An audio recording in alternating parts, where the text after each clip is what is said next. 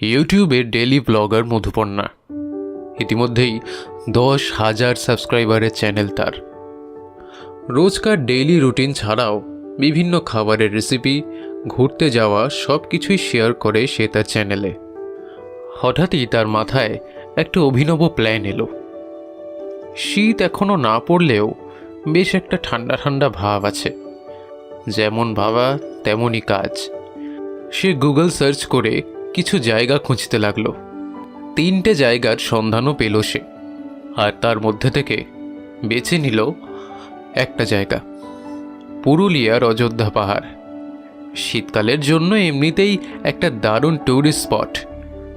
আর সেই পাহাড়ের রাস্তায় যেতেই একটা জায়গা পড়ে, বাঘমণি, যেটা হন্টেড প্লেস বা ভুতুড়ে জায়গা হিসেবে বিখ্যাত।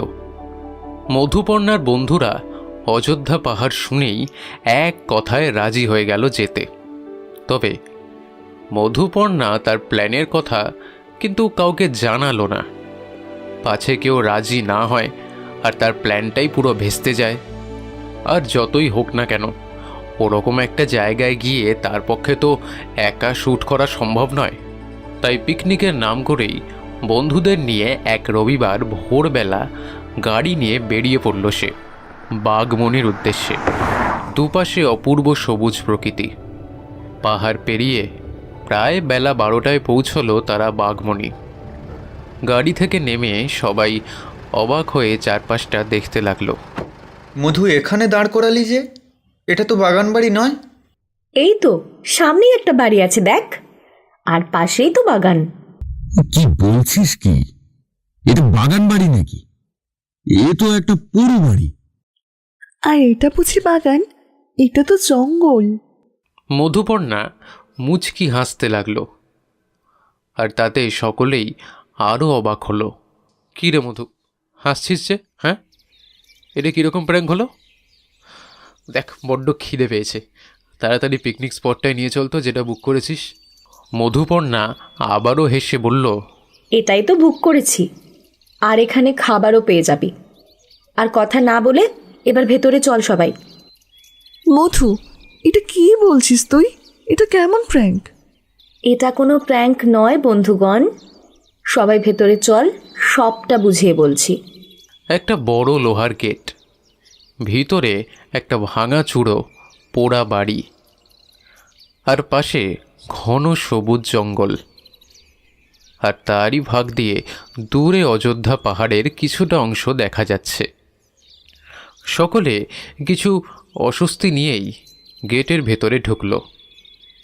তারপর মধুপর্ণা তাদের সবটা বুঝিয়ে বলার পরে সবাই একটু শান্ত হলো ঠিকই, তবে কেউই মধুপর্ণাকে সাপোর্ট করতে চাইল না, একমাত্র সমীর ছাড়া।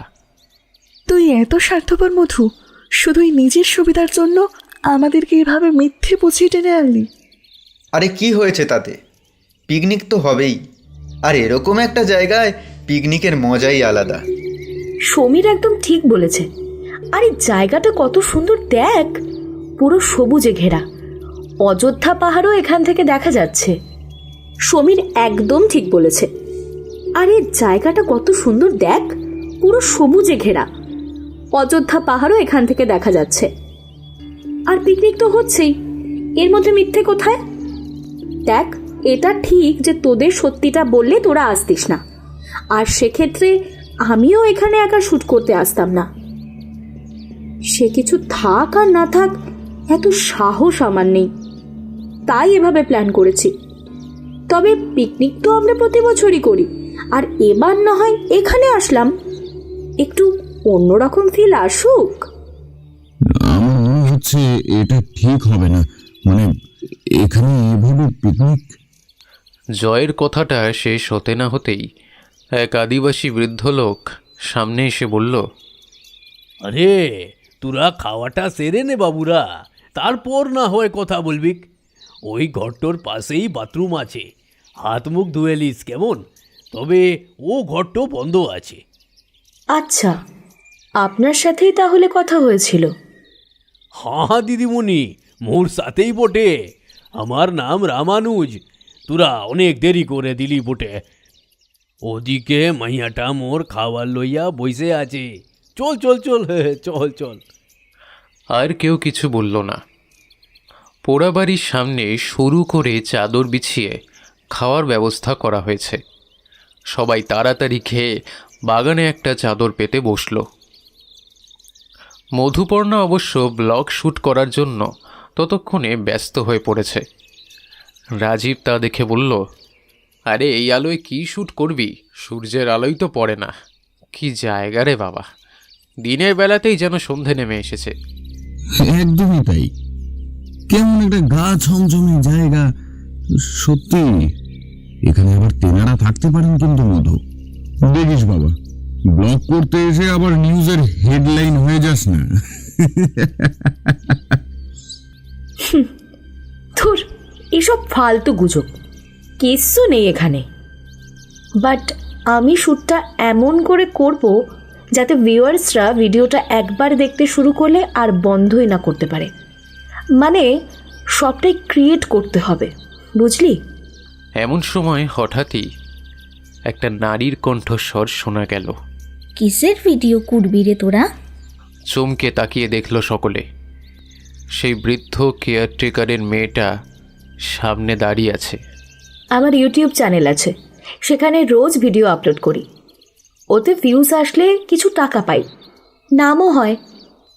কতটা বোঝাতে পারলাম জানি না। হরে দিদিমণি, বুঝেছি। আমি এসব অত কিছু বুঝিলাই বটে, তবে তোদের শহরে আজকাল এইসব ভারী চলছে বটে। কেন, তোমাদের গ্রামেও তো হয়, তুমি হয়তো জানো না। গ্রামের থেকেও অনেক ব্লগার নাম করেছে। আচ্ছা, তোমার নাম কি? আমার নাম রানু মাহাতো বটে, আর বাপটুর নাম রামানুজ মাহাতো। আচ্ছা, বেশ। মেয়েটা চলে গেল। তারপরে সকলে মিলে কিছুক্ষণ গল্প আড্ডায় জমে উঠল। তারপর মধুপর্ণা সকলকে বুঝিয়ে দিল তার ব্লগে তার বন্ধুরা তাকে কিভাবে সাহায্য করবে। সেই মতোই এগোচ্ছে সবাই। এমন সময় কার যেন চিৎকার শোনা গেল জঙ্গল থেকে। সকলে নড়ে উঠল। কি ছিল? আদিবাসী মেয়েটি অর্থাৎ রানু এসে বলল, ও কুছলাই বাবুরা, ভয় পাবি না একদম। এই জঙ্গল থেকে এমন অনেক আওয়াজ পাবি। তোরা তোদের কাজ কর, আর মুই তো আছি, কোনো সাহায্য লাগলে বলবিক। আচ্ছা রানু, ওই ঘরটা বন্ধ কেন? ও ভাঙ্গা চূড়া ঝুল পড়া ঘর, তাই বন্ধটই থাকে। তোরা এসব বাদ দে তো, কাজটা সেরে ফেল। রানুর কথা মতো সবাই যে যার কাজে ব্যস্ত হয়ে পড়ল, আর বিষয়গুলো কেউ গুরুত্ব দিল না। মধুপর্ণা ব্লগ করার জন্য মোবাইল ফোন আর সেলফি স্টিক নিয়ে উঠে দাঁড়ালো। জঙ্গলের দিকে ফ্রন্ট ক্যামেরা অন করে সে ব্লগ স্টার্ট করলো। তবে একটা শব্দ পেয়ে ক্যামেরা অফ করে দিল সে। রানু পাশেই দাঁড়িয়েছিল। সে জিজ্ঞেস করলো, কি হইল রে দিদিমণি, থেমে গেলি কেন?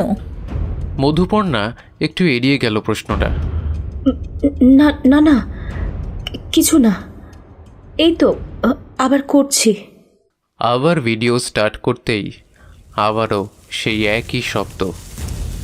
পিছন দিক থেকে পাতার খসখসে শব্দ আসছিল। ঠিক কেউ যেন শুকনো পাতার ওপর দিয়ে হাঁটলে যেরকমটা শব্দ হয়, ঠিক সেরকম। আর ক্যামেরা অফ করলেই কোনো শব্দ নেই। বারবার এমন হতে থাকলো, যখন ভয় পেল মধুপর্ণা। কি হইল দিদিমণি, কোনো অসুবিধা তো হচ্ছে নাকি তোর? মুখে বল, মুই দেখে লিব। না, তেমন কিছু না, তবে মনে হচ্ছে কেউ যেন হাঁটছে ওই শুকনো পাতার ওপর দিয়ে। ও এই ব্যাপারটা, আরে ও কিছু লয়, তুই আবার শুরু কর। আর কিছু হবে একলাই, মুই দেখব বলে দাঁড়িয়ে আছি। লে শুরু কর। মধুপর্ণা আবারও মোবাইল ক্যামেরাটা অন করে বলতে শুরু করলো, হাই গাইস, আমি মধু, ওয়েলকাম টু মাই চ্যানেল মধুর জীবন। তবে আবারও সেই একই শব্দ পেয়ে বিরক্ত হয়ে অফ করে দিল মোবাইল ক্যামেরাটা সে।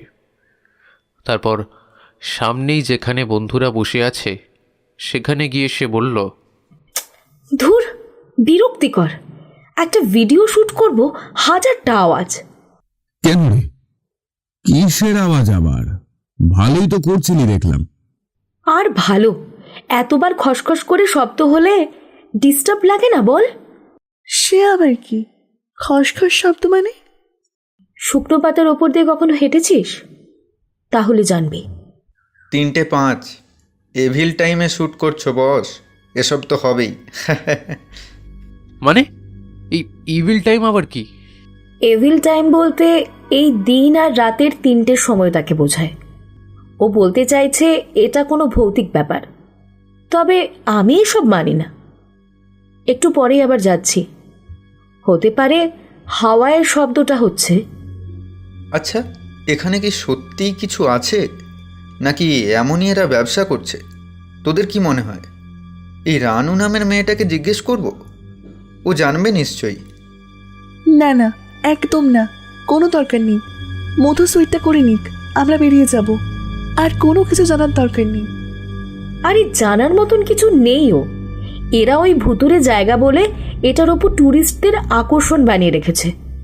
আমি সব জেনেও বুক করলাম। আরে ওরা যা করছে আমিও তো তাই। জিজ্ঞেস করতে যাস না, ভুলভাল গল্প দেবে। রানু সব কিছু শুনছিল, এবার সামনে এসে বলল, না দিদিমণি, কোনো গল্পটা নই রে, এখানে অনেক ঘটনা আছে। এমনি এমনি জায়গাটাকে ভুতুরে বলে নাই, এখানে তারা আছেই। আর তা তোরা আর কিছুক্ষণের মধ্যেই বুঝতে পারবি। সন্ধেটা হতে দে। মানে আমরা তো ওর কাজটা হলেই বেরিয়ে যাব সন্ধ্যের আগে। কি মধু, তাই তো? মধুবর্ণা কিচ্ছু বলল না। সন্ধেতেই যদি না থাকলি তাহলে আর ভূত দেখবিটো কি করে? মানে ওটা না দেখলে তো তোদের বকি হিট হবে। কি রে দিদিমণি, বলিস নি ওদের? আসলে কিছুক্ষণ সন্ধেটা তো থাকতেই হবে আমাদের, তবেই তো অন্ধকারে কিছু শ্যুট করতে পারবো। মধু, পাগল হলি নাকি? এখানে সন্ধেবেলা থাকবি? এই জায়গাটা মোটেও সুবিধের নয়। দিনের আলো থাকতে কাজটা শেষ কর। সবাই যখন একই কথা বলল তখন মধুপর্ণা রাজি হয়ে গেল আর তাড়াতাড়ি মোবাইলটা নিয়ে আবার শ্যুট করতে শুরু করলো। ঠিক তখনই ঋতুশ্রী বাথরুমের দিক থেকে ছুটে এসে বলল, গাইস গাইস গাইস, এখানে সত্যি কিছু আছে। এখান থেকে চল, এখান থেকে চল। মধুপর্ণা মোবাইলটা অফ করে দিল। আরে কি হয়েছে রে? বাথরুমের ভেতরে কেউ ছিল। ভেতর থেকে বন্ধ ছিল। ঠক ঠক করতেই দরজাটা খুলে গেল, কিন্তু কিন্তু কেউ নেই। মধু মধু চল, এখনই বেরিয়ে চল। আরে ও কিছু না, এত ভয় পাস না। আচ্ছা, আমি ব্লগটা করে নিই, বেরিয়ে যাব। ওকে? মধুপর্ণা আবারও মোবাইলের ক্যামেরাটা অন করলো। ফ্রেন্ডস, আজকে আমরা পিকনিক করছি একটা হন্টেড প্লেসে। কেউ অযোধ্যা পাহাড়ে আসলে তাই এখানে একবার ঘুরেই যায়। এক এক করে বন্ধুদের সাথে কিছু কথোপকথন করলো সে, আর এমন কিছু গল্প বলছিল যেগুলো শুনেই রানু এগিয়ে এলো। দিদিমণি, এসব বানানো গল্প না বলে সত্যিটাই জেনে নিতিস, সেটাই বলতিস। বেশ, তাহলে বল, আমি রেকর্ড করছি। ততক্ষণে 5টা বেজে গেছে, সন্ধ্যা নামছে প্রায়। রানু একটা ঘটনার কথা বলতে শুরু করলো। অনেক বছর আগে এই পুরুলিয়ার একটা লোক কাজ করত কলকাতার একটা কারখানায়। এখানে ওর পরিবারটা থাকতো। ওর মাইয়াটার বিয়া ঠিক হয়েছিল একটা ভালো মরদের সাথে। তবে হঠাৎই সেই লোকটাকে কাজ থেকে ছাইড়ে দেওয়া হলো। লোকটা অনেক হাত পা ধইরেছিল জানিস, তবে তার বাবু শোনেনি, ওকে দৌড় করে তাড়িয়ে দিয়েছিল।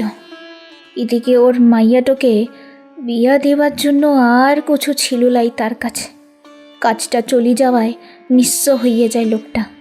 তাই ওর মাইয়াটোর বিয়া ভাঙ্গে যায়। পুরো গাঁয়ের লোক এসব জানতো, তাই লোকলজ্জায় মাইয়াটো গলায় ধরে দেয়। তার মা এই ধাক্কা সহ্য করতে না পেরে হৃদরোগে মারা পড়ে। আর বাপটো না মইরাও দিনের পর দিন বেঁচে থাকে একটা মোড়া মানুষের মতোই। তারপর এক সময় এই গেস্ট হাউসটায় দেখাশোনার কাজ শুরু করে। তারপর সে এখানেই একদিন মারা যায়। তাই শোনা যায় সেই পরিবারটাই নাকি এখানে থাকে, তাদের উনি কি দেখিয়েছে। তাই সন্ধ্যের পর কেউ এখানে আর ঢোকেই না, আর যারাই ঢোকে তারা আর ফিরে না। আর তোরা এখনও শ্যুট করে যাচ্ছিস, তাড়াতাড়ি যা এইবার। সবাই ভয়ে থমকে গিয়েছিল, কারোর মুখেই আর কোনো কথা আসছিল না। চারদিক ততক্ষণে অন্ধকারে ঢেকে গেছে, কোথাও কোনো লাইট নেই, এক অসম্ভব নিস্তব্ধ পরিবেশ। মধু, ও কিন্তু ঠিকই বলেছে। আর না, এবারে চল। দেখ না, জায়গাটা কেমন একটা অন্ধকার। আর যা শুনলাম তা যদি সত্যি হয় তবে তো। মধুপর্ণা তাড়াতাড়ি ব্লগটা শেষ করতে চেষ্টা করলো। কি যেন মোবাইলে দেখছিল সমীর। হঠাৎই সে বলল, মধু, আর 1 মিনিটও দেরি না করে বেরিয়ে চল। কেন সমীর, এরকম কেন বলছিস বলতো? এই দেখ। চমকে গেল জয়। ঋতশ্রীও দেখে আঁতকে উঠল। মধুপর্ণা ব্লগ শেষ করে এসে বলল, কি হয়েছে বলতো? তোদের মুখগুলো এরকম করে আছিস কেন? ভূত দেখলি নাকি? আরে হয়ে গেছে তো, এবার চল। তুই বলেছিলি এই জায়গাটার নাম, অ্যাড্রেস, ফোন নম্বর নাকি গুগলে সার্চ করে পেয়েছিস। এই দেখ কি লেখা আছে। মোবাইল ফোনটা মধুপর্ণাকে দেখাতেই আর ঢোক গিলতে পারছিল না সে। গলা যেন শুকিয়ে গেল। তাদের লোকেশনটার গুগলে কোনো ফোন নাম্বার বা অ্যাড্রেস নেই, লেখা আছে নট ফাউন্ড। কিন্তু আমি তো যখন সার্চ করেছিলাম তখন। এমন সময় তারা খেয়াল করল রানু আর রামানুজ কেউই ওখানে নেই। আর কোনো কথা না গাইস, চল পালাই এখান থেকে। সবাই ব্যাগ নিয়ে গেটের দিকে দৌড়ে গেল, তবে গেটটা বন্ধ হয়ে গেল। গেটে একটা বোর্ডে লেখা আছে নো এক্সিট। সবাই ভয় কাঁপতে লাগলো। সমীর প্রথম কথা বলল, এ কি হচ্ছে মধু? আমি তো সাপোর্ট করেছিলাম তোকে, কিন্তু কিন্তু এসব হবে তো ভাবিনি। আমিও কি ভেবেছিলাম, শুট তো হয়ে গেছিল, এই তো বেরিয়ে যেতাম। এবার এবার কি করব? এই গেটটা বেয়ে উঠে ওপারে যেতে হবে, আর তো উপায় নেই। তবে তবে রিস্ক আছে। ওদিকে ফিরতেই সবাই থমকে গেল। দেখল গাছের ডালে রানুর গলায় ফাঁস দেওয়া একটা দড়ি ঝুলছে, আর তার জিভটা আর চোখ দুটো প্রায় বেরিয়ে এসেছে। ভয়ে চিৎকার করে উঠল ঋতশ্রী। বাকিরা স্তব্ধ, কেউ কোনো কথা বলতে পারছিল না। তারপর সেখান থেকে দৌড়ে সবাই অন্যদিকে যেতেই দেখল সেখানে রামানুজ মাটিতে অসাড় হয়ে শুয়ে আছে। গল্পটা কেমন মিলে গেল না? আমি একবার মোবাইলটা চেক করে দেখি তো। মোবাইলে ব্লগের ভিডিওগুলো চেক করতে লাগলো মধুপর্ণা। আর যা সন্দেহ করেছিল ঠিক তাই।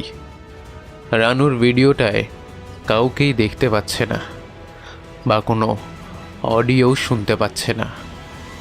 কিছুক্ষণ দেখতে দেখতেই ভিডিওটা ভেসে উঠল এক নারীর কঙ্কাল। মধুপর্ণার হাত থেকে ভয়ে মোবাইলটা পড়ে গেল। তারপরই তাদের সামনে এসে হাসতে লাগলো রানুর প্রেতাত্মা। হাসতে হাসতে সে বলল, এই যে দিদিমণি, এ তো ভয় কিসের? তুই তো নাম অর্থ করবার জন্য এত দূর এলি মুদির কাছে, তা এখন ভয় পাস কেন? এই ভিডিওটা সত্যিই তোর অনেক কাজ দিবে। সত্যি খেলিস, তবে তোরা মরিবার পরে পিছে থেকে তোদের আর এসব দেখা হবে না। দেখো, আমরা তোমার তো কোনো ক্ষতি করিনি, তাহলে তাহলে আমাদের মারবে কেন? আমাদের আমাদের যেতে দাও প্লিজ। তখনই সবাই খেয়াল করলো সমীর ওখানে নেই। সমীর কোথায় গেল? এই তো এখানে ছিল। হাসতে লাগলো রানুর প্রেতাত্মা। তখনই সবাই সামনের দিকে তাকিয়ে দেখল সমীরকে একটা গাছের সাথে বেঁধে রাখা হয়েছে। তার গায়ে আঁচড়ের দাগ, গলায় ফাঁস লাগানো। কেঁদে ফেলল মধুপর্ণা। সমীর কি করেছে? ওকে ওকে এভাবে কষ্ট দিচ্ছ কেন? ওই তো মোর শত্রু, ওর বাপটোর জন্যই তো মোদের পরিবারটা ধ্বংস হয়ে গেল। যদি বাপটোর কাজটা না যেত, মুই এইভাবে মরতাম না, আর মোর বাপ মাটাও বেঁচে থাকতো। মোদের যে শেষ করলো তাদের মুই ছেড়ে দেব? এখন ওর বাপটো পুত্র সুখে নরক যন্ত্রণায় মরক সারা জীবন। আমরাই এই জায়গাটার সন্ধান তোকে পাইয়ে দিয়েছিলাম, যাতে ওই শয়তানটার ছেলেটাকে তুই এইখানে নিয়ে আসিস। সব ছলনা ছিল, সব। এই জায়গার কোনো ফোন নম্বর ঠিকানা কোথাও পাবি না তোরা। আর ফোনে তুই মোর বাপটার আত্মার সাথে কথা বলেছিলিস রে দিদিমণি। তবে শুধুই ওকে মারলে যে মোর শান্তি নাই, তোরাও যে ওর বন্ধু, তাই তোদেরকেও মরতে হবে। আর এইখানে একবার এলে কেউ আর ফিরতে পারবে ক্লাই, এটাই নিয়ম। চিৎকার করে হাসতে থাকলো রানুর প্রেতাত্মা। সবাই পালানোর জন্য গেটে ওঠার চেষ্টা করছিল, তবে রানু ফু দিয়ে এমন হাওয়া দিচ্ছিল যে সবাই চেষ্টা করেও উঠতে পারছিল না, পড়ে যাচ্ছিল। আর এমন সময় সমীর ক্ষত বিক্ষত দেহ নিয়ে এসে দাঁড়ালো ওদের সামনে। সে বলল, হনুমান চালিসা জপ করতে করতে এই বাঁধন ছাড়িয়ে এসেছি, তাও আমি হয়তো নিজেকে বাঁচাতে পারবো না, তবে তোদের আমি কিছুতেই মরতে দেব না। আমার বাবার অন্যায়ের শাস্তি না হয় আমি পাবো, তবে তোরা তো নির্দোষ। আমি গেট খুলে দিচ্ছি, তোরা পালা। সমীর শ্রী হনুমান চালিসা জপ করতে করতে গেট খুলে দিল। রানুর প্রেতাত্মা অনেক রকমভাবে চেষ্টা করলো তাকে আটকাতে, তবে পারল না। এক অদ্ভুত শক্তিতে যেন সে লড়াই করে যাচ্ছিল। সমীর গেট খুলতেই সবাই দৌড়ালো সেখান থেকে। গাড়ি রাখাই ছিল বাইরে। জয় তাড়াতাড়ি গাড়িটা স্টার্ট করলো। ততক্ষণে গেটটা আবার বন্ধ হয়ে গেল। সমীর অনেক চেষ্টা করলো সেই গেটটা খোলার, কিন্তু খুলতে পারল না। মন্ত্র যেন আর তার মুখে আসছিল না। বুঝতে পারল তার আর শেষ রক্ষাটা হলো না। হাত নাড়িয়ে বিদায় জানালো সে বন্ধুদের। সকলের চোখের সামনেই রানুর প্রেতাত্মা সমীরকে গলা টিপে হত্যা করল।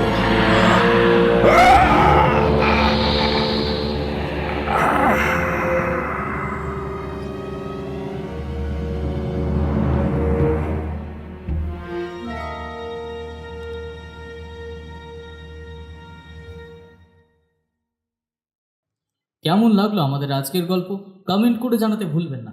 যদি গল্পটি ভালো লেগে থাকে অবশ্যই ভিডিওটিতে একটি লাইক এবং ভিডিওটিকে অনেক অনেক শেয়ার করবেন। যদি আমাদের গল্প ভালো লেগে থাকে তাহলে অবশ্যই গল্পবাস চ্যানেলকে সাবস্ক্রাইব করবেন এবং সাবস্ক্রাইব বাটনের পাশে বেল আইকনটি প্রেস করবেন, যাতে সমস্ত গল্পের নোটিফিকেশন আপনারা সবসময় পেয়ে যান।